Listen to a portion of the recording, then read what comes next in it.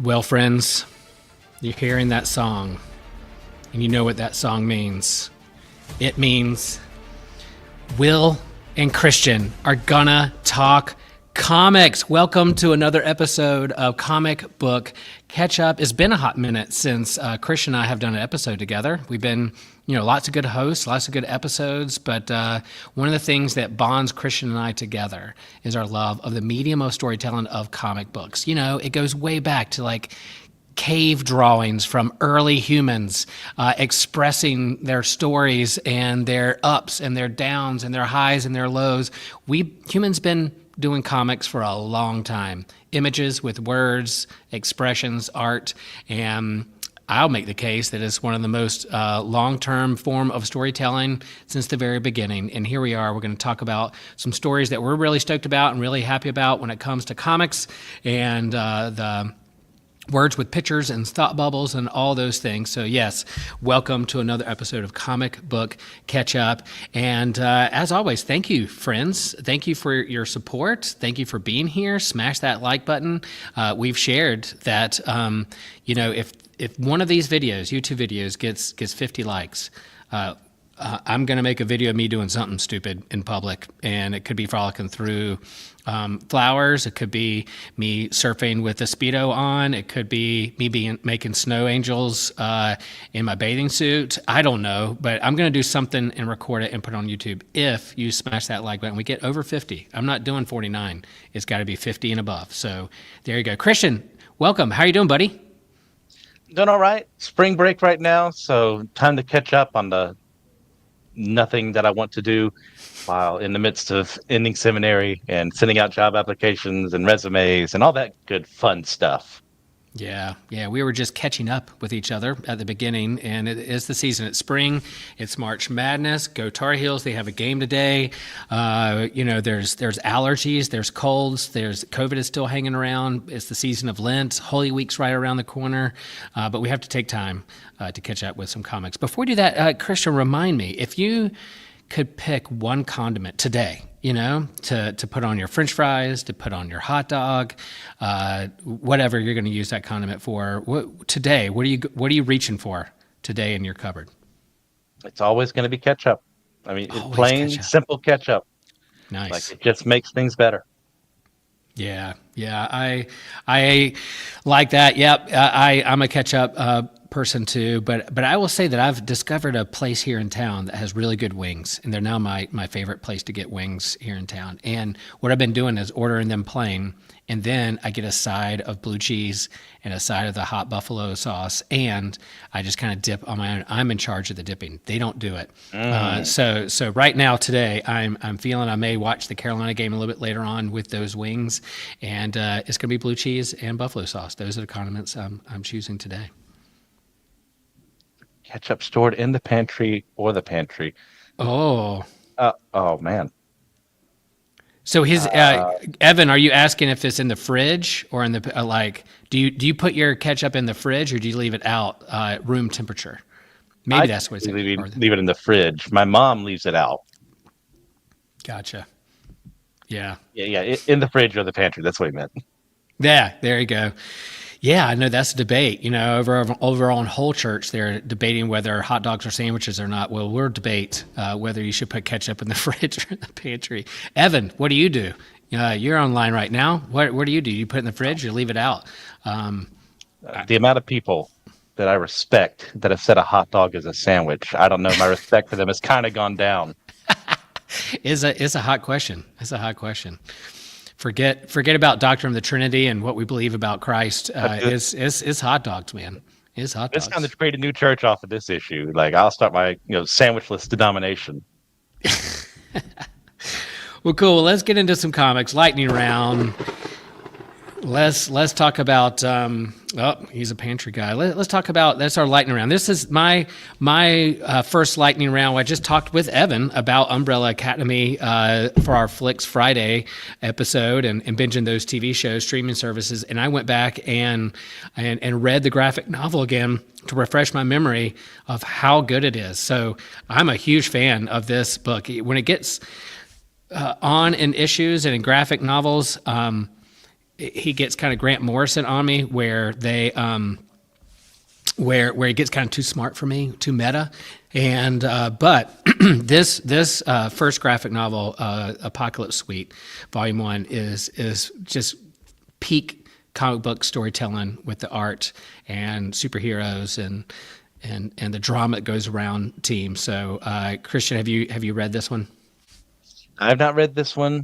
I've only ever watched the first two seasons of the show, and after Yeah, that, I kind of started losing interest. gotcha, gotcha. Yeah, well, I recommend that one. So good, so good. What's your lightning round pick, Christian? My first pick is Absolute Flash number one. We got Nice. as they're exploring this brave new world they're making. I think it's all in the same world, if I remember correctly. I think that's the intent, kind of like It is. the original Ultimate universe. This one being Wally West as our Flash. We're just getting his origin story as well as his relationship with the Barry Allen of this world. Very fun intro to him. Yeah, I'm loving this absolute universe that they're doing with Superman, Batman, Wonder Woman. I'm loving the Batman, absolute Batman, and the different takes on things. The art is just absolutely fantastic. And Absolute Flash just debuted this past week, and I grabbed it. And I like Jeff Lemire. He's the author on that. I met him at a Comic Con. Super cool. He even did a little sketch for me, which was fun when he signed a book for me. And I like the way he shares a story and tells a story. So this first issue was a good start. There's some mystery there. I didn't quite understand how his power set is different, or a little different, but definitely some of the relationships in the Rogues Gallery is different in this one. Pretty good stuff. All right, Next up for you, all right, Darkwing number Duck. one. So I know how much Joshua loves Darkwing Duck, and so I was like, should I buy this or not? Just because of Joshua's love of Darkwing Duck, he's done episodes in this in the past and talked about on Comic Book Ketchup. Well, Daniel Kibblesmith is the author on this, and I talked to Daniel Kibblesmith with Ryan Doze on Across the Bifrost when he did a holiday special. This past holiday season, past Christmas season, and I find him very funny. He's a good follow on Instagram. I loved the X-Men story that he shared, so I'll pick up his Darkwing Duck, and I loved it. The humor, capturing the voice of Darkwing Duck, and his his voice of, what should I be? A terror in the night? Should I be this? And at one point he was like, I'm the cold, how do you say?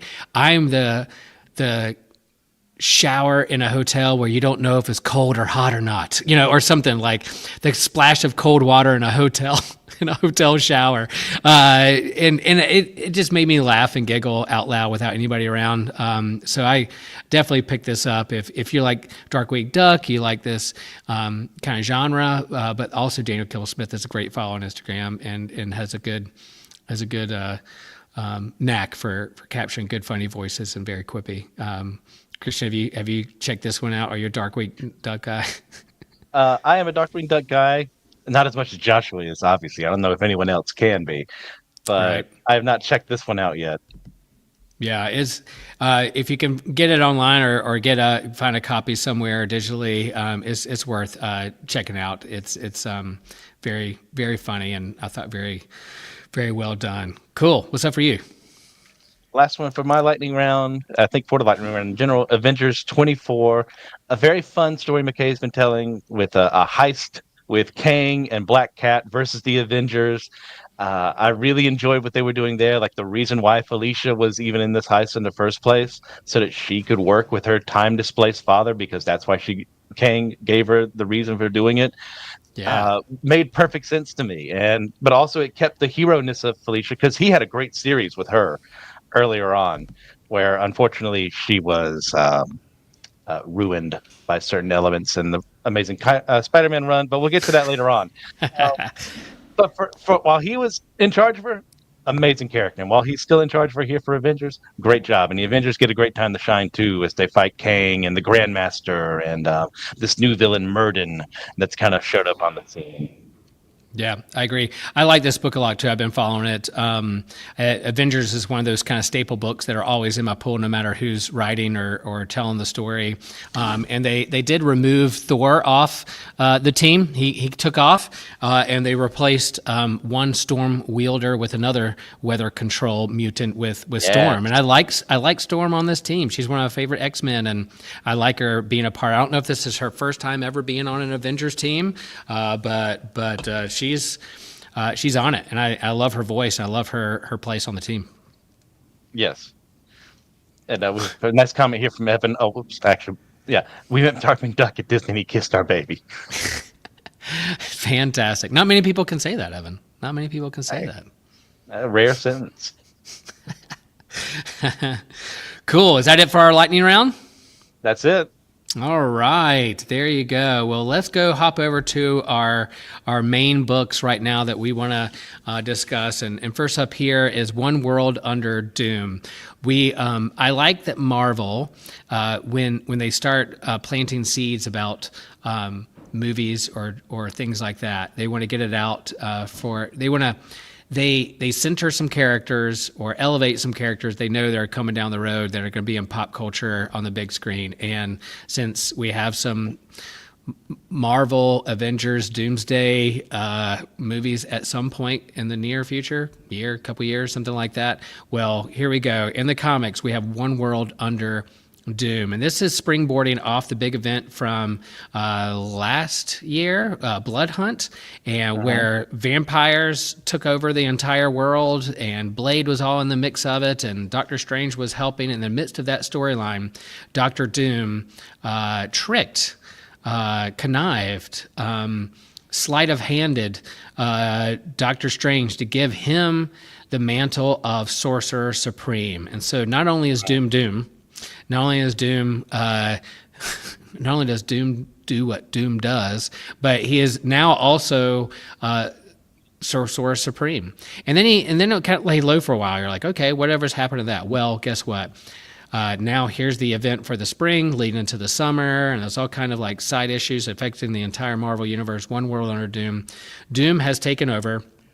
Oh yeah, this is written by Ryan North, who's currently writing Fantastic Four and doing a great job with that. Yes, and then excellent. and then RB Silva is the artist on this. Both a great creative team, and of course you have the colorists and letterers who do their job, and editor, full team, full collaboration when it comes to comics. But yeah, so Doom just kind of showed back up and had this kind of worldwide press release on everybody's devices and said, hey, I'm now Emperor Supreme. I'm now taking over the world. I'm in charge. And world leaders, you can get on board or not. Superheroes, you can get on board or not. But basically, I know what's best for the world and how to run it. And so that's what I'm going to do. Now, there is some political overtones that I mean, they wrote this a while back, probably before the election, but we're working on it. But it's hard not to read this book through the lens of what's going on in our political situation in the world, and certain political leaders and American presidents who think, there's been memes, AI generated memes of them thinking they're king. It's still up on their social media account, so it's not me being political. It's just stating a fact. So Emperor Doom's doing the same thing, and he's saying, "I know what's best," and going from there. And of course, the world's like, "Okay, all right, if you make my lives better, whatever. Let's try it out." And all the heroes of this world, the Avengers and Fantastic Four and X-Men, are like, we've seen this before. This has played out before. We don't trust this guy. Is he using mind control? Is he using Doombots? How is he controlling the world? It can't be just people like accept him. He's got to be something going on here. And we're 2 issues in, and I love it. There's a big spoiler for issue 2 that I don't know if Christian has read this. Are you up to date? All right. What are your thoughts on this, Christian, in light of our political world?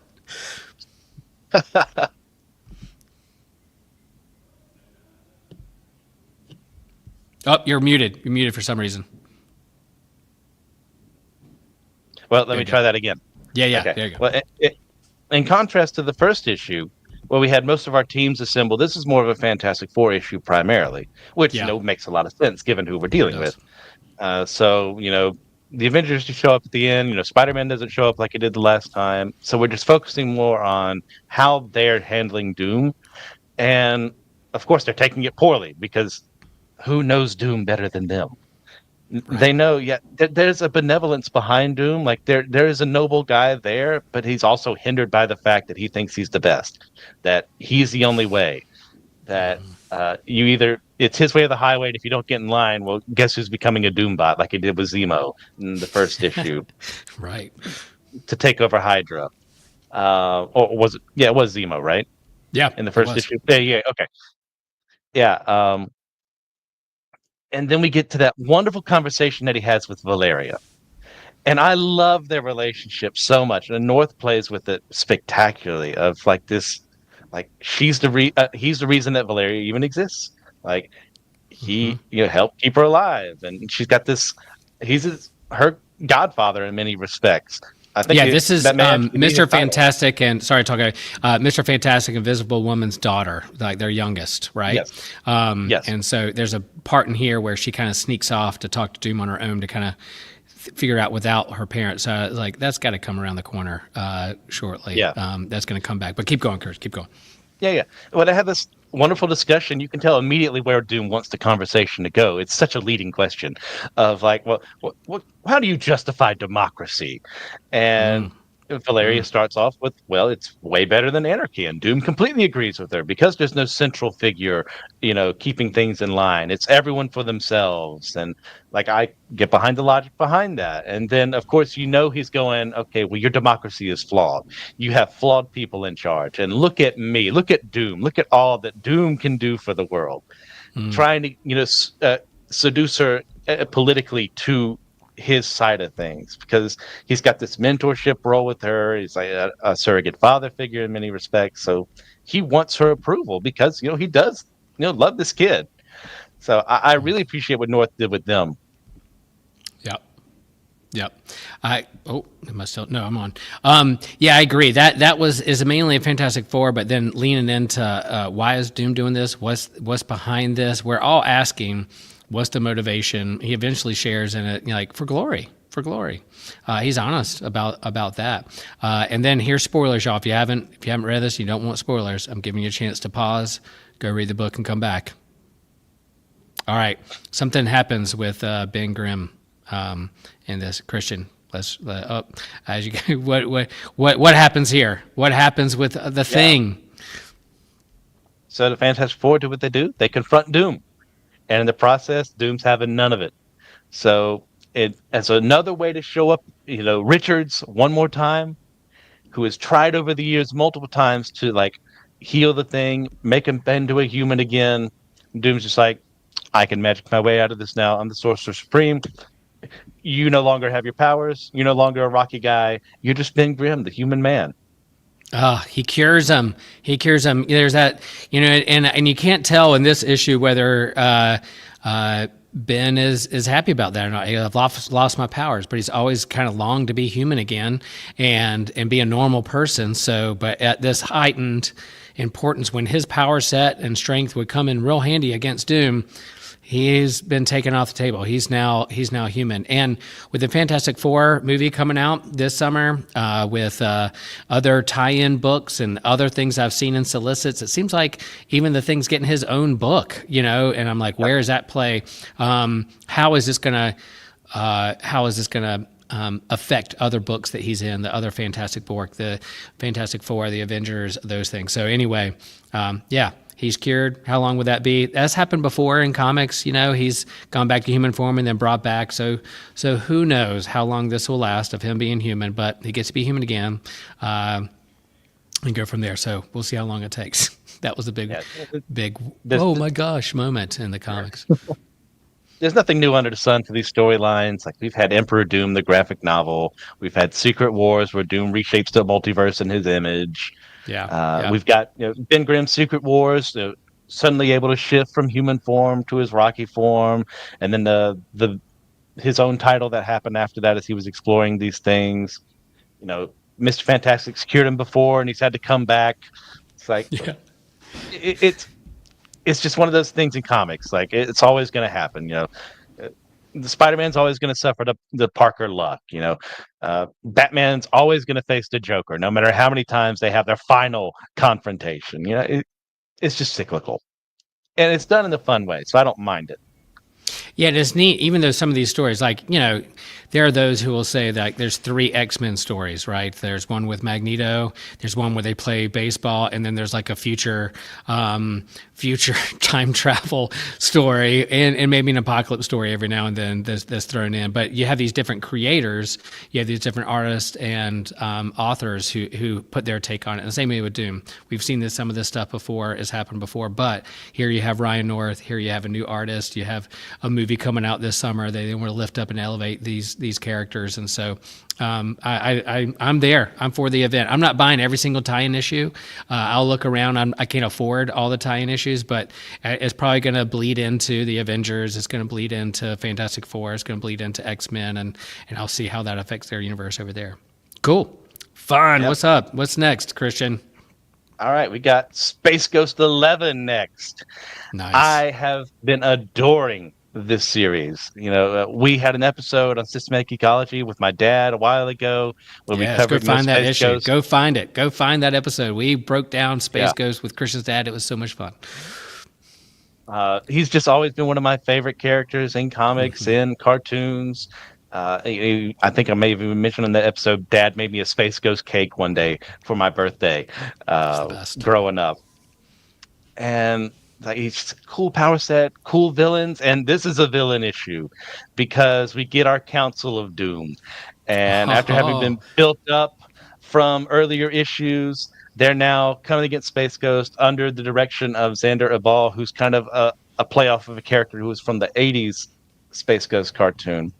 Yeah. And he's kind of assembled them together. He's breaking Zorak out of prison to fight against Space Ghost because he wants Blip. And Blip in this series, the monkey, has been kind of bioengineered with this special thing that we're not 100% sure about everything that he's capable of doing. So the mission isn't revenge on Space Ghost, even though that's why they're pretty much there. It's to get Blip. And we've got some nice interpersonal conflict here between Space Ghost and Jan and Jace because they're by themselves on the ghost planet. They have no friends. They have no social life. And Jan wants to apply to like the Science Academy, and Space Ghost is like, why would you do that? We have everything we need here. And he has no idea how to be a dad to these two teenagers, right. or two preteens that he just kind of like adopted out of necessity and have grown on him. So a nice interplay there between them of like, a responsibility you never asked for. How do you do that well when you have no clue how to do it? And he responds with anger because that's kind of been his life for these past couple of years of revenge and getting back at the people who hurt him and his family and who hurt others. And now he's going to learn how to be soft and kind and a dad. Two very different things. And then we get into the actual fight, done really well. We've got Brack, Moltar, Creature King, Black Widow, Metalis, nice. Nice. Moltar, Moltar. And Zorak coming together to attack Space Ghost and beat him down, and he's barely saved by Jan and Jace. But then Black Widow, in the midst of the fight, captures Blip, and it's kind of like there's 6 of us versus 3 of them, and that's the end of the comic. A great cliffhanger. Yeah, who doesn't want their very own space monkey? I mean, come on. That would be a fantastic pet. Sidekick, someone hanging out with that could help you. If you're locked in a cell, go use their tail to get keys off the cell, whatever you do with the monkey. No, I read the first arc of this run. I like how some of these Hanna-Barbera cartoons are now making it back into comics and telling fresh stories. Herculoids, I picked up the first issue of that a few weeks back, and I stopped with Space Ghost because I've collected the first 6 issues in arc, and other books came up. I can't collect everything, so glad to hear this is still going strong, and maybe I'll pick it up in a trade later on down the road. But I heard this week that the voice actor for Space Ghost Coast to Coast passed away, and so in honor of I know you have mixed emotions or mixed feelings about Space Ghost Coast to Coast. Whether, but that was pretty formative in my humor in my early 20s on TV, and bought the CD and the music and all that kind of stuff. So yeah, Space Ghost Coast to Coast. Rest in peace. I think his name is George Lowe. Was that it? Low, George Yeah, Low. yeah. Yeah, So yeah, that was good stuff. Yeah, I love that. I'll come back. I didn't.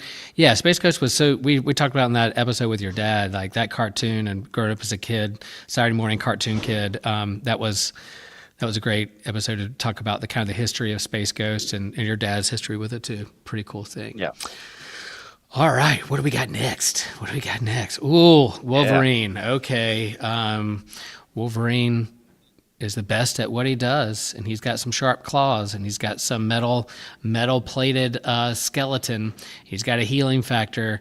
They rebooted this Wolverine, right before the Deadpool and Wolverine movie. Again, they're good at elevating characters in the comics when those movies are hitting the big screen. And I have never been like a big Wolverine collector. I love him on the X-Men, but I've never collected like the single issues of his kind of main book unless there's a creative team that I really like. And I like this author. I think it's Saladin Ahmed. And then Saladin Ahmed, Saladin Ahmed, I think. yep, is the author, and then you have Martin Coccolo, and Martin become pretty good friends with him online through Ryan Doe's because he was the artist on Immortal Thor there for a while, and we've reached out to him and had a number of conversations over across the Bifrost, and we have a little chat going on in on Instagram, and kind of his. I love hearing like kind of the work process, how the sausage is made, and the behind the scenes, how much blood, sweat, and tears literally goes into drawing these books. And Martin's expressed that. Really love him as a person, and love what he's doing on this book. I love the art on this book. So in this current arc, we're 7 issues in. Issue 8 is coming out soon, and issue 8 also happens to be legacy number 400.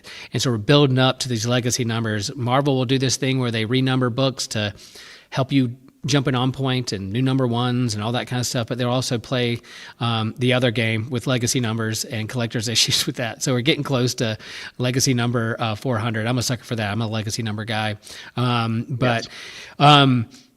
Yeah, so this story is basically Wolverine. This story arc is hanging out in Canada, trying to mind his own business. He runs into, oh my gosh, why am I blanking on the mythical creature of Canada? Wendigo. Wendigo, that's right. Wendigo runs into Wendigo, and A ends different up Wendigo. a different kind of Wendigo. So not only is this like a cannibalistic Sasquatch polar bear in the woods, which was around the same time of his first appearance too, is the Hulk and Wolverine fighting Wendigo, but it's a child trapped inside this kind of mythical creature monster, and he's trying to mentor it and help it not be so brutal. In the midst of that, Nightcrawler shows up as a friend. He's got a whole cast of characters and villains of the past that are making their cameos, because what's going on with this metal is that it's not just adamantium, the metal, but it's becoming almost sentient. Almost sentient. It's called adamantane, right? Am I right in pronouncing that? Adamantane is almost becoming somewhere like a Phoenix Force kind of thing.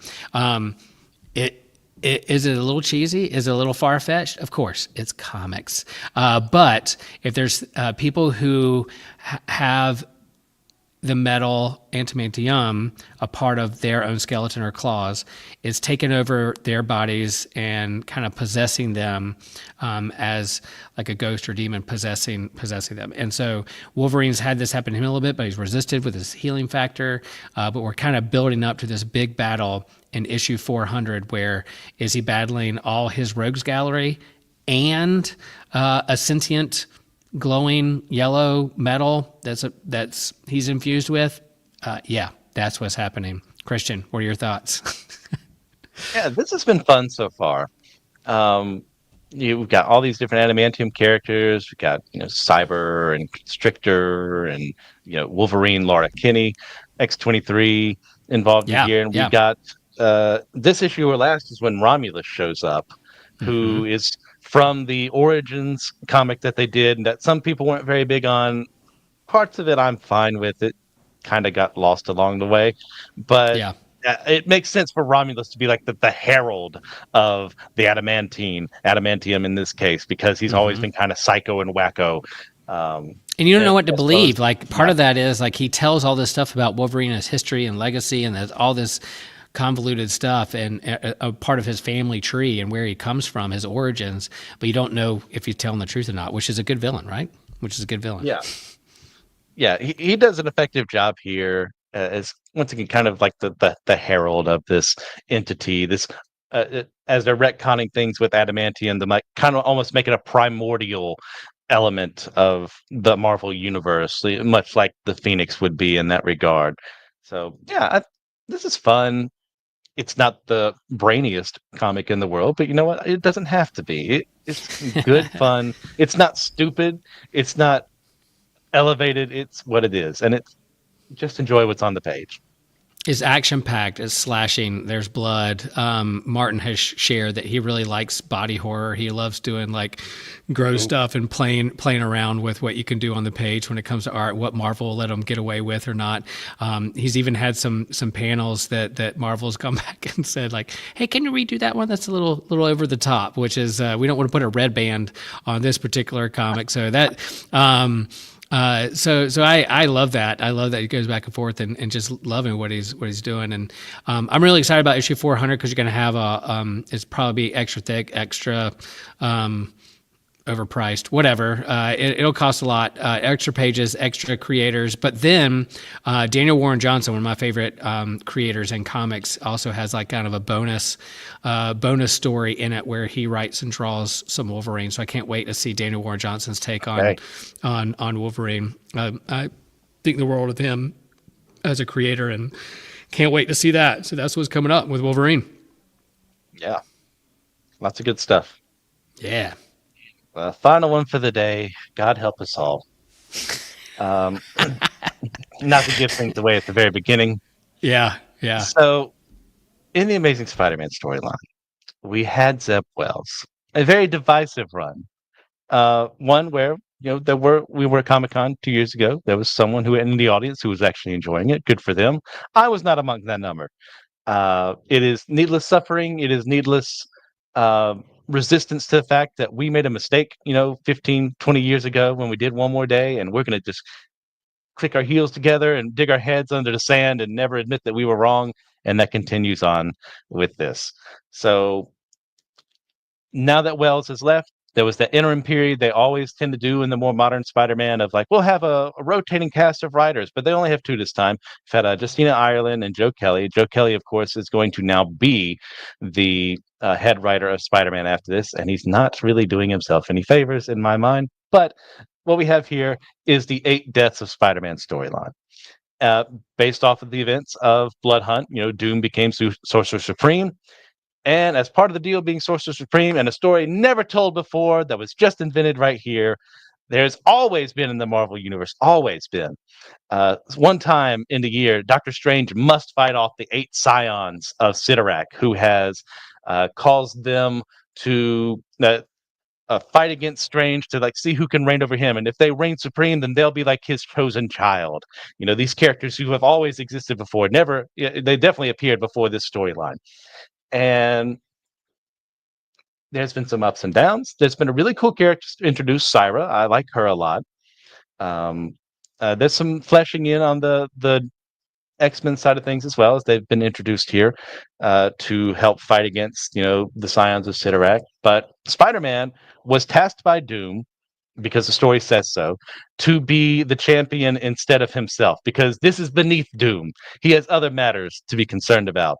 So Spider-Man has been given this new armor by Doom, has been taught a little bit of magic by Doom in his head, and it's kind of been fun to an extent of him like learning how to use spells and when to call out an attack and when to fake out an attack. There was a really funny one that was done a couple of issues ago where he used the name of Arceus, which is the name of a Pokemon, to mess with someone because they didn't know any better and pretending to use a spell so he can then use a spell. So Yeah, do I like Spider-Man using spells?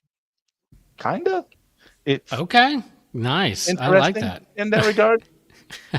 It's not the story I would have written, but then again, that's Marvel for the past 15, 20 years outside of the Hmm. Spencer run. So at this point in time, part of the deal is called the Eight Deaths of Spider-Man because every time Spider-Man dies, part of the deal is since it's one person who is not as strong as the scions of Sidorak, there's this thing called the Reeds of blah, blah, blah, blah, something with a red R at the beginning.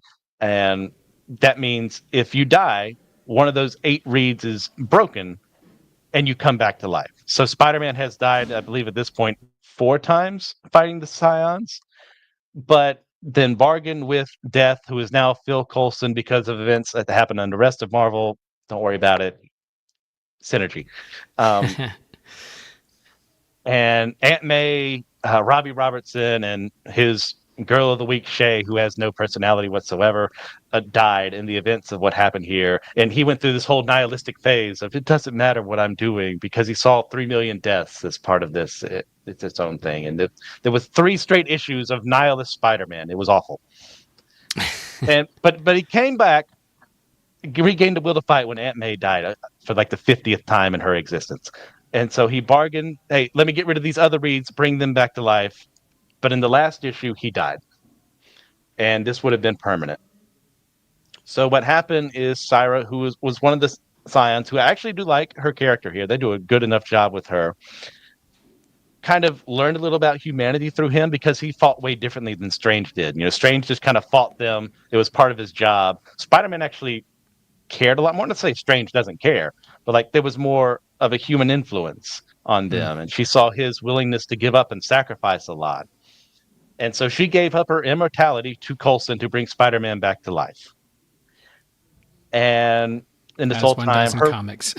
yeah, of course, her twin brother Calix has kind of been corrupted by this thing known as the Blight, which is going to be our big generic doomsday villain of this because it wasn't big enough that the world was going to die.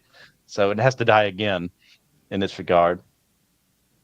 And he's been corrupted by it, and he's now trying to take over the world. The X-Men were fighting against it, but got corrupted, except for Juggernaut, who was earlier in the story feeling like something was going on, but Sidorak was involved. Makes perfect sense to me.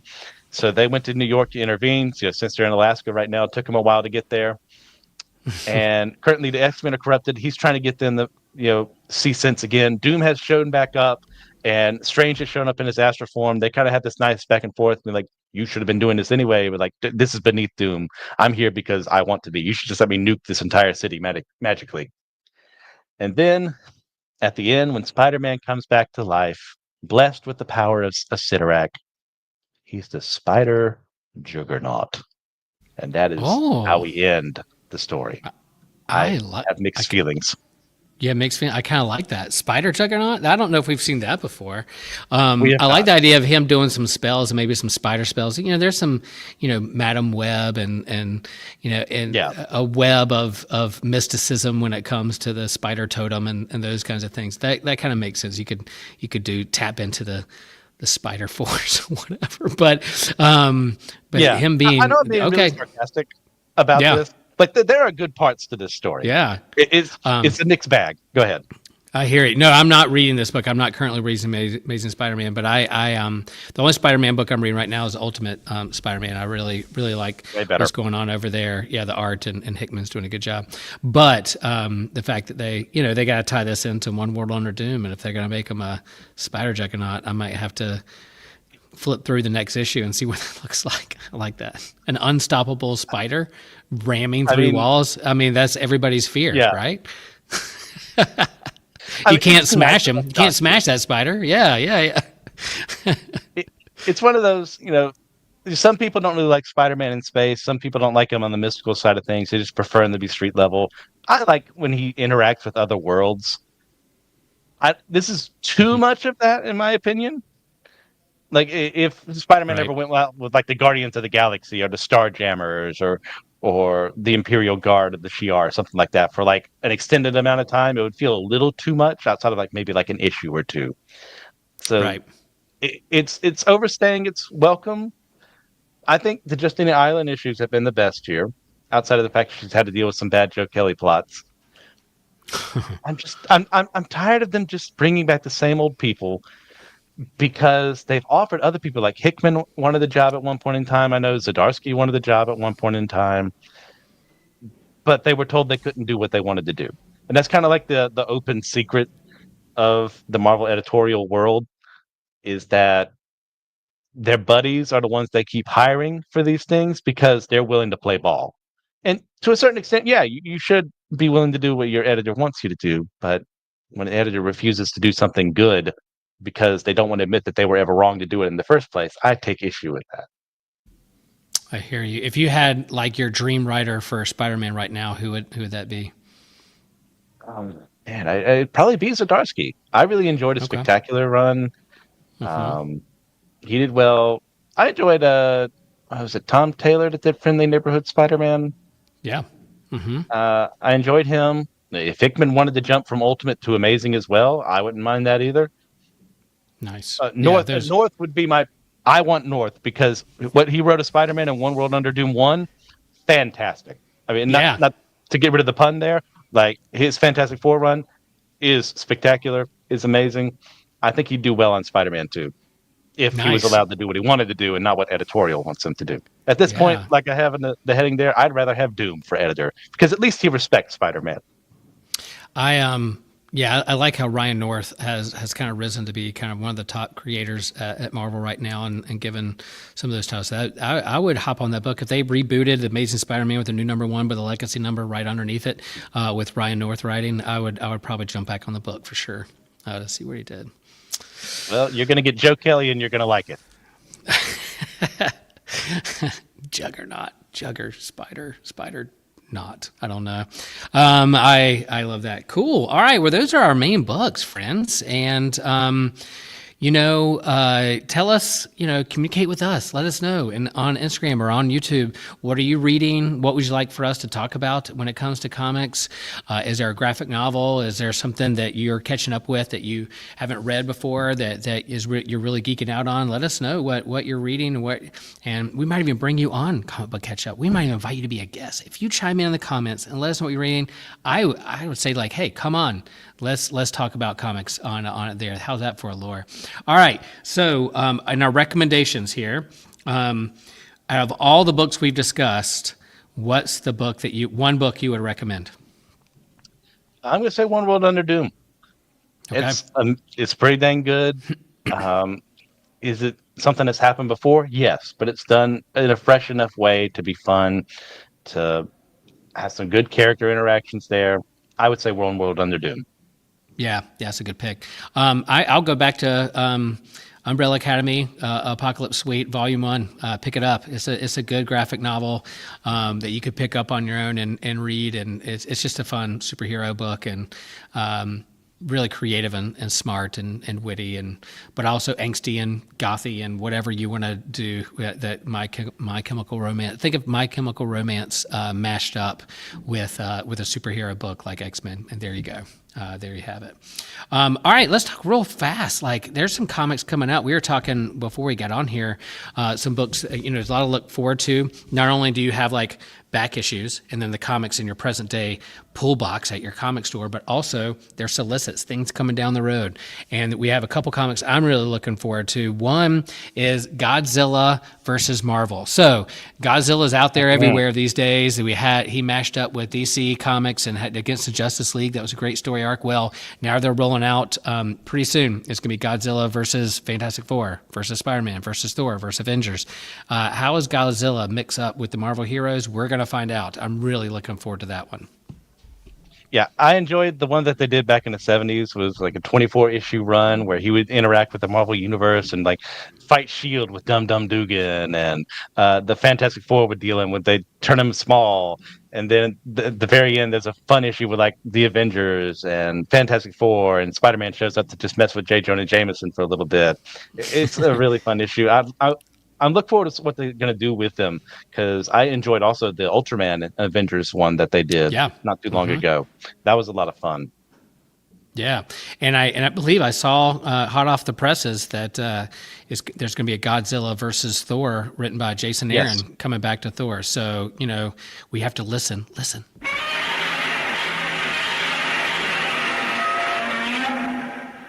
Godzilla's really excited about that issue, and I don't blame him. All right, another thing, we're Star Wars fans. We both have similar takes, and when it comes to Star Wars, we're on the right side of history when it comes to Star That's Wars, to right. be honest. And there's Marvel has Star Wars comics. They've been kind of hit and miss for me. But there's a new Star Wars number one coming out, and it's going to be in the time period shortly after Return of the Jedi. So we get Han, Luke, and Leia stories after Return of the Jedi. Let's see. The creative team, let's see. Alex Sakura and Phil Noto is on that. So, hey, why not? I'll pick it up. I'll read it. Let's see what they do with Star Wars. What are your thoughts on that? Some stories after. It's not a Thrawn. They're not recreating the legends, but they're going to tell their own story, and why not? There's a lot of adventures out there. What's your thoughts, Christian? Yeah, my interest in the ones before kind of died when I realized how long it was going to take in between Empire and Return for them all to be told. Yeah. And I was like, why not just tell fresh new stories? And from the one list that I saw, it looks like they're even bringing the Nagai back, or the Nagai, or how the heck they are from the original Right. Marvel Star Wars run that did forever ago. Mm-hmm. So that does pique my interest a little bit because this is what we wanted. We wanted to see things after the movies. We wanted to see these characters work Mm-hmm. together, be friends, have issues and problems and stuff like that. But not end up as grumpy old men and women who decide that their marriage isn't worth it anymore, or that the galaxy isn't worth saving anymore. So I'm going to toss my lightsaber back, and I'm going to come back at the end and die and be all noble, but really it served no purpose. That's its own issue. But Oh, as you far mean as abandon your friends and put a tarp on R2 and oh yeah, yeah. cut yourself completely from the Force? Oh yeah, That's what a yeah. rational, what Luke Skywalker would do. That character we all love. That's exactly what he Ah, do. if you can sense our sarcasm, folks, there's a seismic charge for you. But as far as what they're doing here, this does pique my interest because once again, that's what I wanted. If you're going to rebuild a new universe, like you can take elements from Legends, like I'm fine with that, but like make your own thing. Tell them stories of our heroes doing stuff in the world after the movie. So yeah, that sounds good to me. Nice. And with that, you get some lightsabers. You get more lightsabers. Even more lightsabers. 4-star lightsabers. There you go. I like it. Man, Christian, this has been fun. I love geeking out. A big part of going to my local comic store is to ask what other people are reading and talk about what they're hyped about, what they're looking forward to, and really geek out. And that's what we're doing with this comic book catch up. Every now and then we'll get our comic book friends and talk about what we're reading. Yeah, Christian, go for it. And so, thanks, folks. Thanks for tuning in. Thanks for being a part of Systematic Geekology. We really look forward to doing these and geeking out with you. And again, chime in, let us know what you're reading, what you're geeking out on, and we'll be happy to have conversations with you, whether in person at a Comic-Con or online or on social media. Let us know what's going on for you. Christian, any final words with our comic book catch up? Any words of wisdom? Any quips and thwips or schnits that you want to share with our friends out there? If you want things to change, use your wallet because things are going to remain the same way they are in the comics industry unless you use your wallet wisely. Invest or divest in the things that you feel are worthy or not worthy. Yeah, there's your air horn. Thanks, folks. We'll see you next time. Peace.